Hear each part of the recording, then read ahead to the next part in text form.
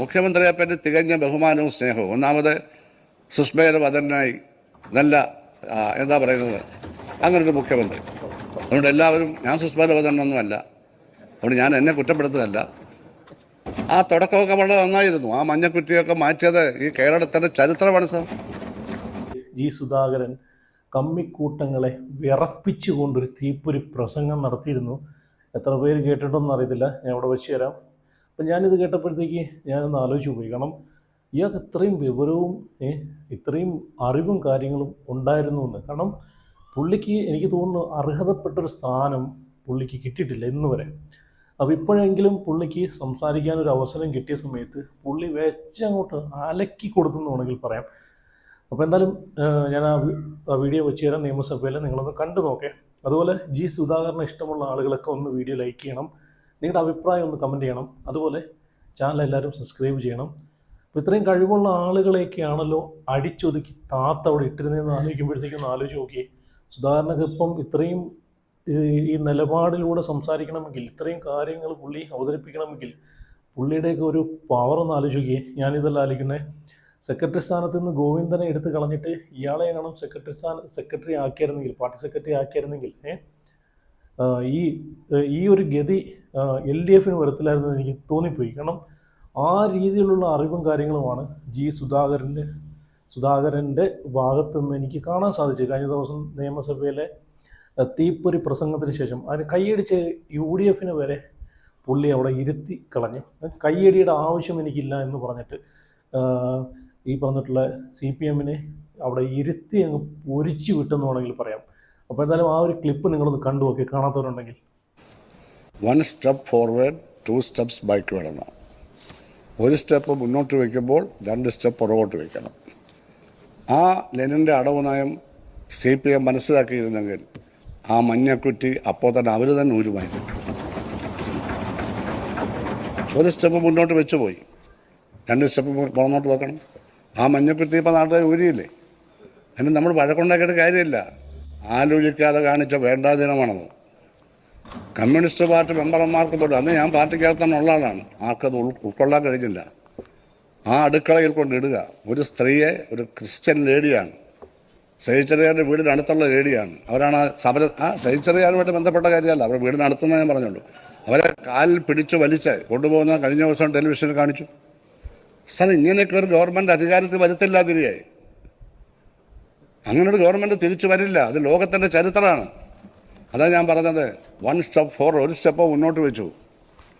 ആ step ശരിയല്ലെങ്കിൽ 2 step പുറത്തോട്ട് വെക്കണം. അതെല്ലാ പ്രസ്ഥാനങ്ങളും മനസ്സിലാക്കേണ്ട കാര്യമാണ്.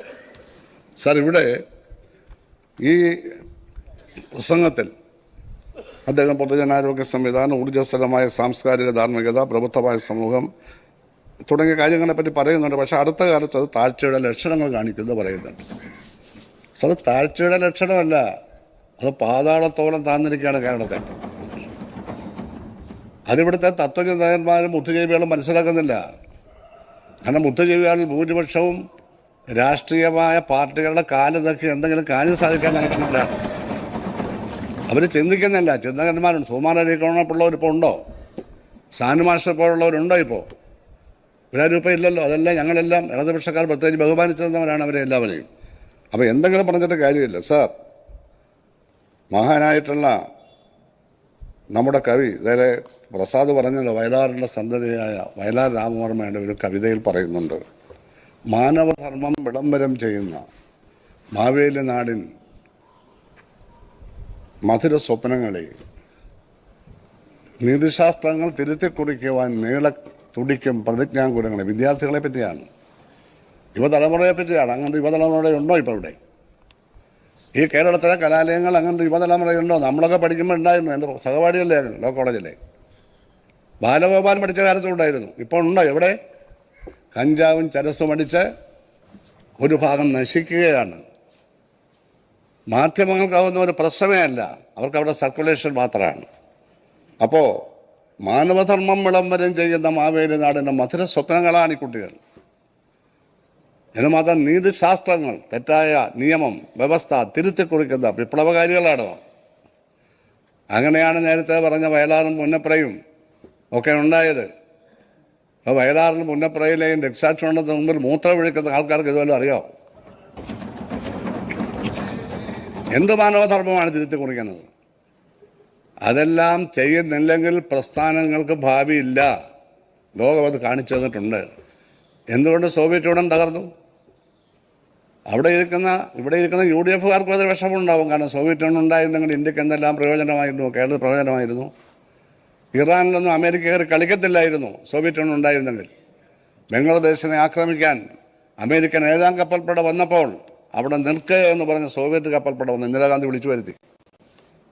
ഇൻഡോ റഷ്യൻ കരാറനുസരിച്ച് അമേരിക്കൻ കപ്പൽപ്പട പിൻവാങ്ങിക്കളഞ്ഞു. ആ റഷ്യ ഉണ്ടായില്ല, ഇപ്പം ഇല്ല. അതിൻ്റെ ഫലമായി എന്ത് സംഭവിച്ചിരിക്കുന്നു? ലോകവ്യാപകമായ ഇടതുപക്ഷ പ്രസ്ഥാനം, കമ്മ്യൂണിസ്റ്റ് പ്രസ്ഥാനം ക്ഷീണിച്ചു. അങ്ങനെ ചൈനയിലും വിയറ്റ്നാമിലും വടക്കൻ കൊറിയയിലും ക്യൂബയിലുമൊക്കെ ആ കൊടിയെ ഉയർത്തിപ്പിടിക്കുന്നു. പക്ഷേ പഴയ സോഷ്യലിസത്തിൻ്റെ ആ രീതിയിൽ മാത്രമല്ല, സോഷ്യൽ ഡെമോക്രസിയുടെ അംശം അതിനകത്ത് ചേർത്തിട്ടുണ്ട് അവർ. നമ്മുടെ രാജ്യം സോഷ്യൽ ഡെമോക്രസിയാണ്. ആ സോഷ്യൽ ഡെമോക്രസിയെ സോഷ്യാലിസ്റ്റ് ഡെമോക്രസിയാക്കി, പീപ്പിൾസ് ഡെമോക്രസിയാക്കി മാറ്റാനുള്ള പ്രവർത്തനമാണ് ഒരു കമ്മ്യൂണിസ്റ്റ് പാർട്ടി നടത്തുന്നത്. അതാണോ ഇപ്പോൾ നടക്കുന്നത്? ആണോ CPI ഓണേ? നിങ്ങൾ ഞങ്ങൾക്ക് SFIയുടെ പ്രസിഡന്റ് ആയിരുന്ന ആളല്ലേ? അതാണോ നടക്കുന്നത്? അതിനെപ്പറ്റി അറിയാവുന്ന എത്ര പേരുണ്ട് സാർ? കമ്മ്യൂണിസ്റ്റ് മാനിഫെസ്റ്റോ വായിച്ചവർ എത്ര പേരുണ്ട് സാർ? ഇത് പാർട്ടി ക്ലാസ്സുകളിൽ നേതാക്കന്മാർ ഇപ്പോഴും കഴിഞ്ഞ 10-15 വർഷക്കാലത്ത് ഇതേപ്പറ്റിയൊക്കെ വാസ്തവത്തിൽ ഗവർണർക്ക് ഇത് കൂടുതലായിട്ട് വ്യാഖ്യാനിക്കാവുന്നതായിരുന്നു എന്ന് ഞാൻ കരുതുകയാണ്. കഴിഞ്ഞ 10-15 വർഷക്കാലത്ത് കേരളത്തിൻ്റെ ഭരണമേഖലയെപ്പറ്റി, സാമൂഹ്യ മേഖലയെപ്പറ്റി കാര്യമായ സ്വയം വിമർശനം ഇതിൽ വന്നിട്ടില്ല എന്ന കാര്യം ഞാൻ ഉന്നയിക്കുകയാണ്. സാർ, യഥാർത്ഥ ധനസ്ഥിതിയെ പറ്റിയുള്ള ധവള പത്രമൊന്നും ഞാൻ പറയുന്നില്ല. കറുത്ത പക്ഷിയിലാണല്ലോ അടിക്കുന്നത് പേപ്പറാണ്. അതിവിടെ ഇറക്കണം സാർ. ബഹുമാനപ്പെട്ട മുഖ്യമന്ത്രി, ധനകാര്യമന്ത്രി കൂടിയല്ലേ, അങ്ങ് ഇറക്കാൻ പറ്റും. ഈ നാടറിയട്ടെ. ഈ ഗവൺമെൻറ് അധികാരത്തിൽ വന്നപ്പോൾ തന്നെ പൊതുജനങ്ങളുടെ മനസ്സിൽ ഒരു നല്ല അഭിപ്രായം വന്നു എന്നുള്ളത് പറയാൻ എനിക്ക് സന്തോഷമുണ്ട്. കാരണം ഞാൻ ജനങ്ങളുടെ ഇടയിൽ ജീവിക്കുന്നതാണ്. ആരും എതിരൊന്നും പറയുന്നില്ല.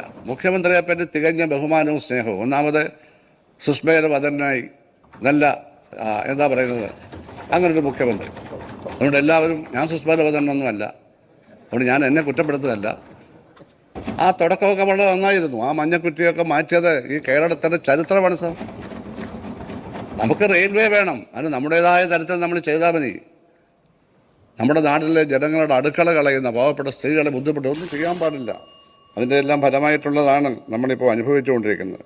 സാർ, ആലപ്പുഴയിലെ തോട്ടപ്പള്ളിയിൽ കോടാനുകോടി രൂപയുടെ കരിമണൽ കൊള്ള നടക്കുകയാണ് വർഷങ്ങളായി. കഴിഞ്ഞ എന്താല്ലേ, കണ്ടല്ലേ, നല്ല രീതിയിൽ അങ്ങോട്ട് ഇരുത്തി അങ്ങോട്ട് കൊടുത്തിട്ടുണ്ട് ഈ പറഞ്ഞുള്ള CPM-ന്. എന്തായാലും പുള്ളി ഒന്ന് ആലോചിച്ച് നോക്കി. പുള്ളിയെ പാർട്ടിയിൽ നിന്ന് പുറത്തായതിന് ശേഷം പുള്ളി സ്വതന്ത്രനായിട്ട് മത്സരിച്ച് MLA ആയതാണ്. എന്നിട്ടും ഈ പറഞ്ഞതുപോലെ ഇത്രയും കഴിവുള്ള ആൾ, ഇത്രയും അറിവും കാര്യങ്ങളും, ഇത്രയും അറിവുണ്ടെന്ന് എനിക്ക് ഇപ്പോഴാണ് മനസ്സിലായത് G. സുധാകരന്.